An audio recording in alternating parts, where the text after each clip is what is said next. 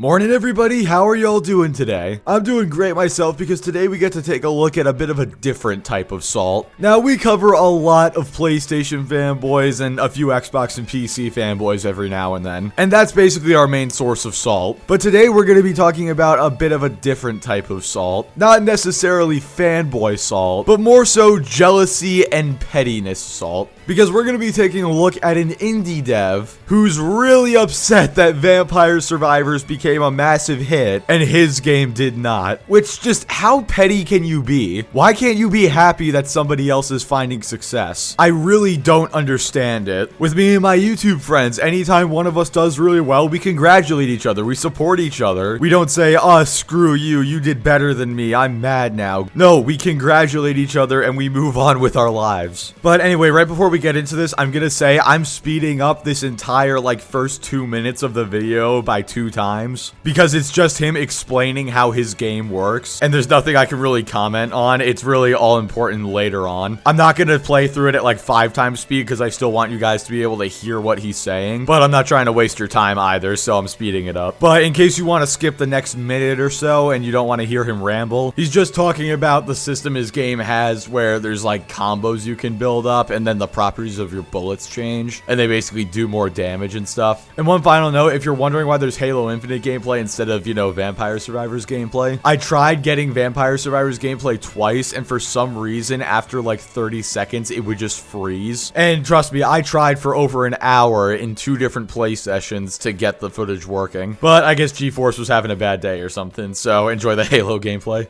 Back in January of 2021, I released a game called Endless Overdrive. It was a small project I developed over the course of about 2 months, an arcade title where you move across a grid playing field, shooting blocks and building combos. Very simple premise, but there are 2 catches here. The first of which is that moving and shooting are both automated. You can decide where you move, but not when, and you can only ever fire in the same direction that you're moving. Secondly, every time a block is shot, it gets frozen in place, restricting the amount of space you're able to maneuver through. This is why the combo system exists. Maintaining long enough combos changes the properties of your bullets, allowing you to clear the screen of any frozen blocks. If you ask me, making single-screen arcade games like this is basically the best starting point you can have as a game designer, because anybody can make this kind of game, but making one that actually holds people's attention is one hell of a challenge. When your mechanical scope is so minuscule, you seriously have to think through every design decision you make, maximizing the amount of overlap between each mechanic in order to squeeze out as much depth and nuanced interactions as you possibly can. Hopefully the end result will be like an elaborate Jenga tower, every block laid with such deliberation that to remove a single one would send the whole thing crashing down. Developing games like this, you really can't take anything for granted. For instance, in games that have combo systems in them, dropping a combo is almost always treated like a mistake, plain and simple. But when I was working on Endless Overdrive, putting in such a binary system as that completely destroyed the balance of the game. There needed to be some kind of benefit to dropping combos or else the game wouldn't work. So I introduced a second enemy type which traces the player's footsteps and gradually speeds up as the game progresses. And the only way to get it to slow back down is to drop a combo.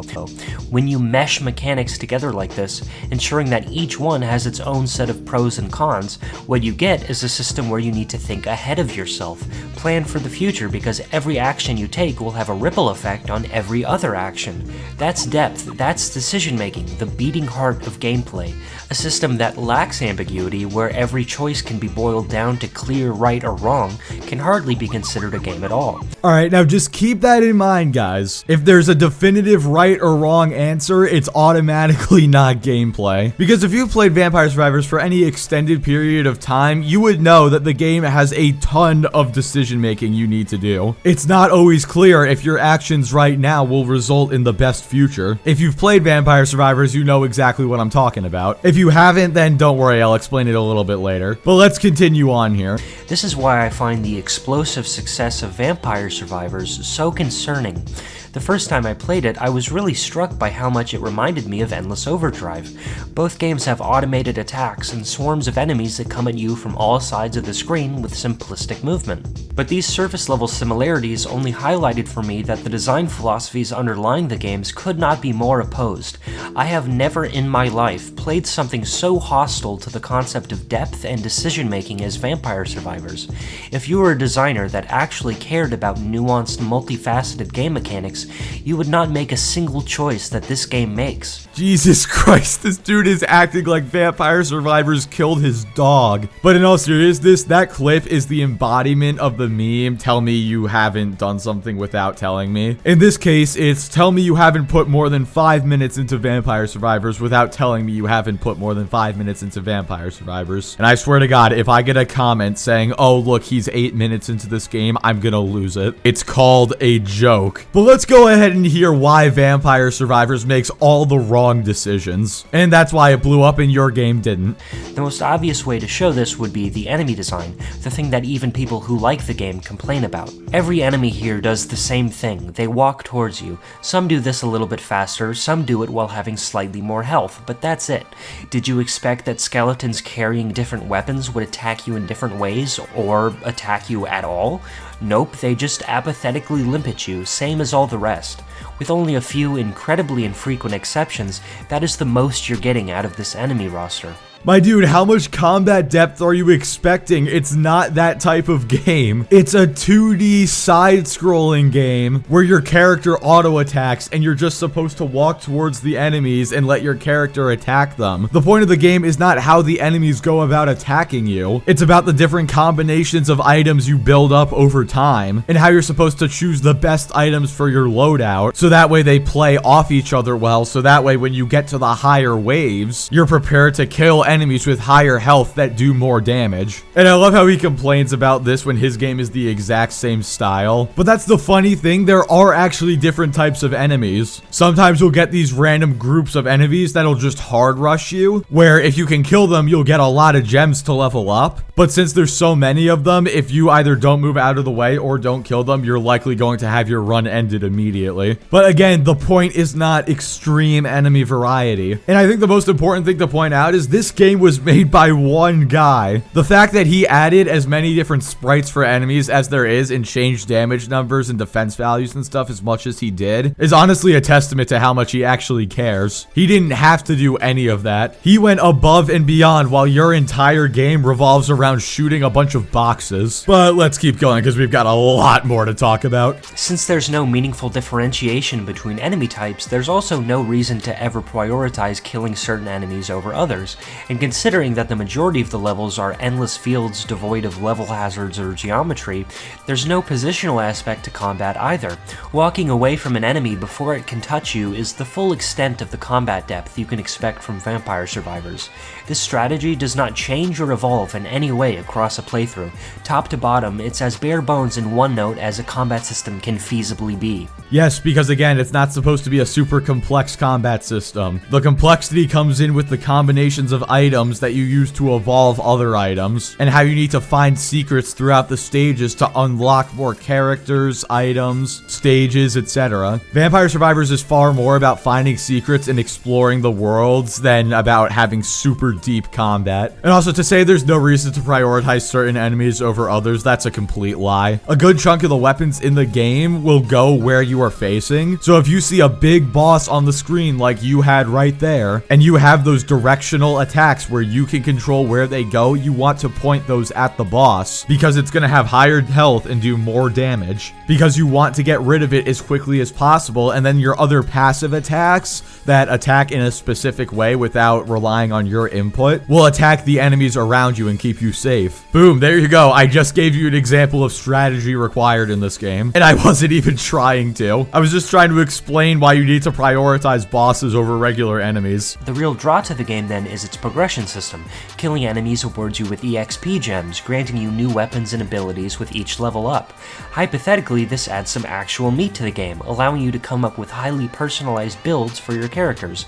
In practice, it's essentially meaningless, as the upgrades you're allowed to choose from are randomized every time you level up, and each weapon is already poorly differentiated to begin with. That is complete and utter cap of the highest variety. Every single weapon in the game, except for the two different whips, feel completely different from each other. They all act differently, they have different damage numbers, they all evolve differently with different passive abilities, which we'll get into that in a little bit. And also, this right here was the moment I knew this dude had barely played through the game at all. Not just because he says all the weapons are extremely similar, but because yes, every single time you level up, the weapons you can get are randomized, but you can only hold so many weapons. So once you get the ones you want and you fill up all your slots, it'll only randomize which ones it'll give you the options to upgrade. And even then, the whole point is you want to max out every single weapon you have, so at that point it doesn't really matter too much. But I find it slightly ironic that he's complaining about this when earlier he was saying, oh, there's a definitive solution to every problem, it's just a yes or no answer. But wouldn't this randomization change up how you have to play the game? Maybe you were planning on going with a certain combination of items, but then you got forced into using something you didn't want to. So now there's not really a definitive definitive answer to what you can do in the future. But on top of that, if you actually explored the maps, found items, and unlocked new characters, you would know that as time goes on, you'll unlock new items.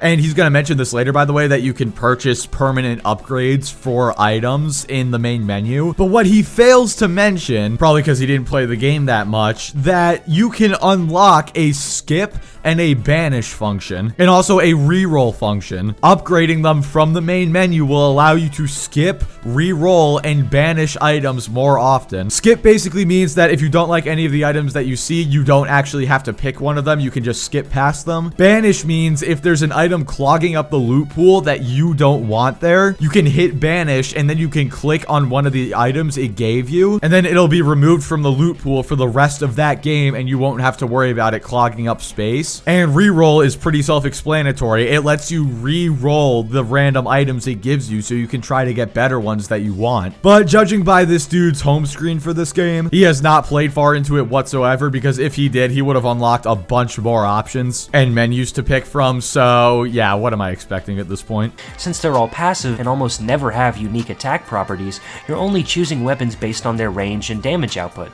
To the game's credit, there is a small sliver of strategizing here, as it's important to choose weapons that cover different ranges, but that's hardly enough of a choice to build an entire combat system around. That's not the full extent of the combat system. You clearly have not played this game for more than like 2 hours. You need to pick different weapons based off which starting character you picked, because different starting characters have different amounts of luck, HP, damage output, movement speed, etc. So it's important to pick different weapons that can help protect your character the best. On top of that, there's a really neat system with evolutions, which I'm going to explain right now for those of you who don't know. So basically, if you look to the top left of his screen, you'll notice there's 2 different rows of items. The top row is the attack items, the items that deal damage to enemies. The bottom row is the passive items, which will either buff your character or buff the items that you're using. For example, the armor he has will reduce damage by 1, and every time he upgrades it, it'll change different properties of it. The leaf increases damage output by 10%, and each time you upgrade it, that adds another 10% to your damage output. But a huge part of the game, and again, this part goes back to the exploration, is trying to figure out how the different items will combine and evolve with each other. And this loadout that this dude is using in this video is so unbelievably bad, because only one of those pairs of items actually combine with each other. Basically, once you complete certain tasks, which are shown in one of the menus in the main menu, it's called the collection menu, you'll unlock a new part of the pause menu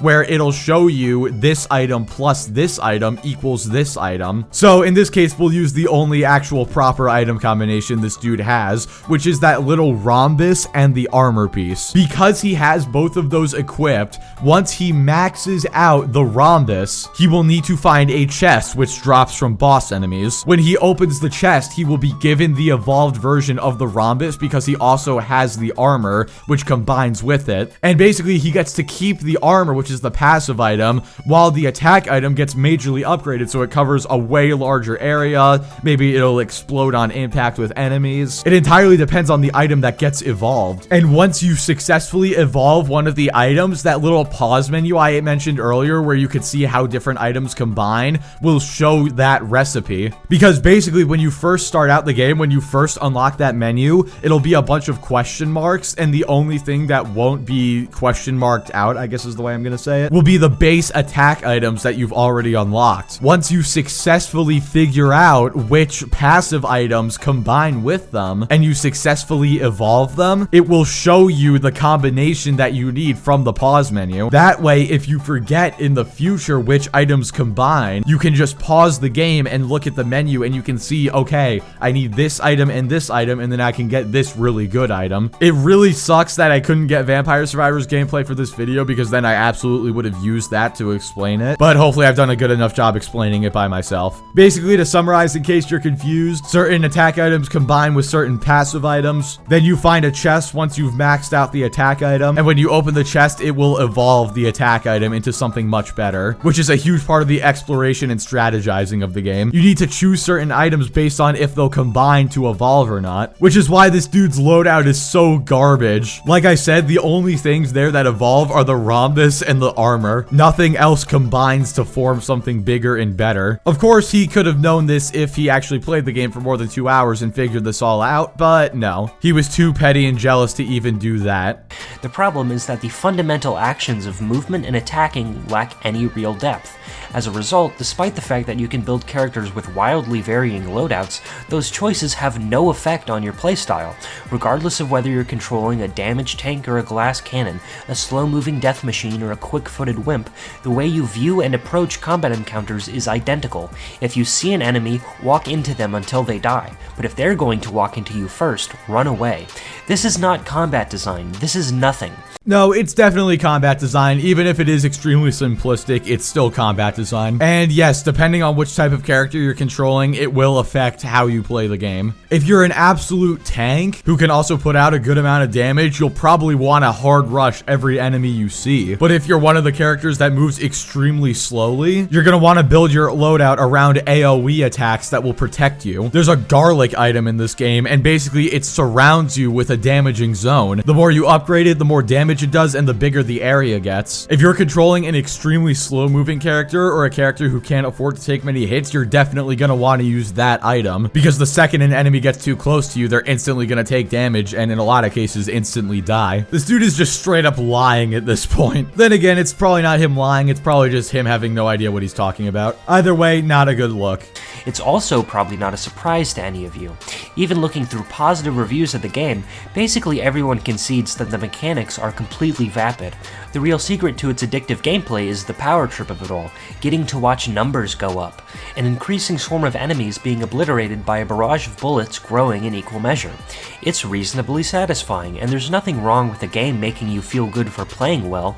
My problem though is that playing well has virtually nothing to do with your knowledge of the game systems or decision-making ability, and everything to do with the amount of time you've sunk into the game. Wait a minute, are you telling me that in order to enjoy a game more and to get better at it, you actually have to play it? You have to put time into a game to get better at it and understand it more? Oh my god. But in all seriousness, of course, dude, this combat is not very deep. It's not you playing well that gets you far in the game. This game is all about strategy and exploration. This game is not meant to have a super deep combat system. Again, it's a 2D side-scrolling indie game made by one guy. This game is about the satisfaction, exploration, and discovery, not about deep combat. This is like complaining that a Call of Duty game doesn't have enough magic spells and dragons for you to kill. That's not the type of game it's trying to be. It's a first-person shooter. There are plenty of other criticisms you could make, but that one is completely invalid.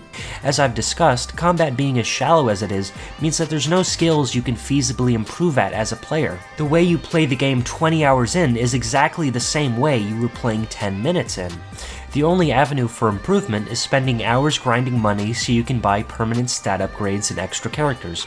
This is why I consider the game to be predatory and, honestly, morally reprehensible.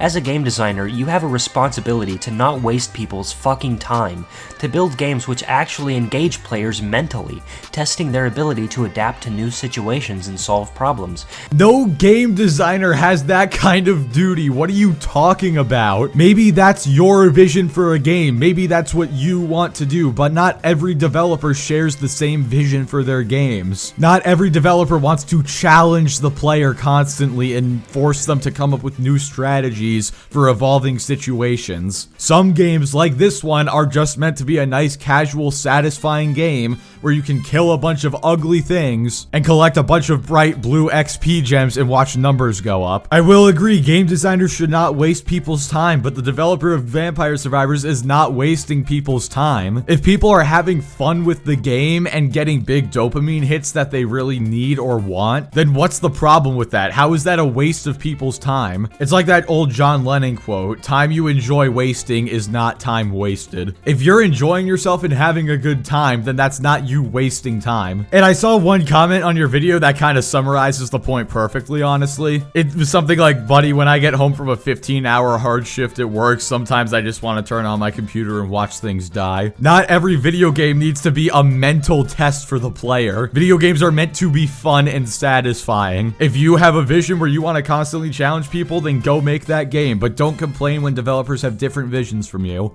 A game that ropes you into devoting hours of your life to it in return for nothing but completely unearned hits of dopamine is malicious and evil.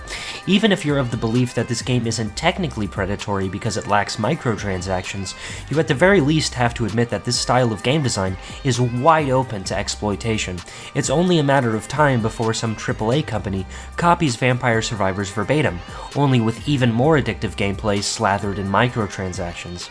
Okay, but Vampire Survivors is not that. There are no microtransactions whatsoever. And also, the players do have to technically still put in some work to get the dopamine hits. They have to collect items and upgrade them, and strategize properly, or else the dopamine hits are not going to be as effective. And yes, this market is extremely exploitable. A company could very easily add a bunch of predatory microtransactions. Again though, Vampire Survivors has none. This game is not predatory. It's just a game that makes people feel good because they can kill a bunch of stuff and watch numbers go up. What is wrong with people getting easy hits of dopamine? Would you rather them go do drugs or something? Look, nothing against you if you do drugs or anything. I'm just saying that playing a video game that gives you a big dopamine hit for not much effort put in is much safer than doing drugs. And going back to the whole predatory microtransactions thing, dude, any market is susceptible to that. I mean, have you not seen the first-person shooter market over the last 5 years? Good God almighty. Game design is the art of decision-making,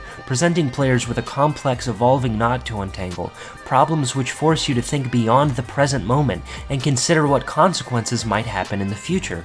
But Vampire Survivors has it completely backwards. This is a game only concerned with the past, an entire system whose sole purpose is to highlight the mild satisfaction of realizing that your stats are bigger than they were 5 minutes ago, that you're killing more enemies than you were 5 minutes ago. I mean, dude, have you never played a roguelike game? That's kind of what they're all like. But hell, that's the point of a lot of games. You upgrade stuff, numbers go up, and then they're bigger than they were previously. And again, this is a roguelike. That's kind of the whole premise of the genre. You start with almost nothing, and then you upgrade over time. And as time goes on, those upgrades are met with more difficult enemies to keep the balance. But again, yes, you do have to consider what consequences will happen in the future, as you have shown right here, because again, this is such a god-awful loadout. You're likely not going to survive 30 minutes because you made your loadout so badly. If you had combined items together properly and actually thought out a strategy, then maybe you would be a-okay. But again, guarantee you haven't put more than 2 hours into this game, probably because you wanted a refund on Steam.